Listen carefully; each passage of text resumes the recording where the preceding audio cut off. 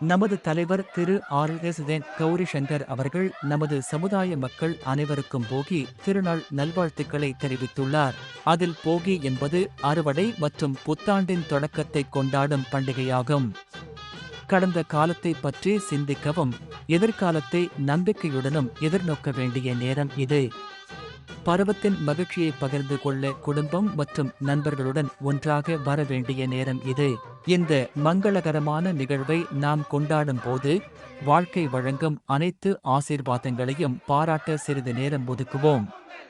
வசதி குறைந்தவர்களை நினைவு கூர்ந்து நமது சமூகத்தில் மகிழ்ச்சியையும் நல்லெண்ணத்தையும் பரப்புவதற்கு நம் பங்கை செய்வோம். உங்கள் அனைவருக்கும் எனது மற்றும் எனது குழு சார்பாக போகி பண்டிகை நல்வாழ்த்துக்களை தெரிவித்துக் கொள்கிறேன்.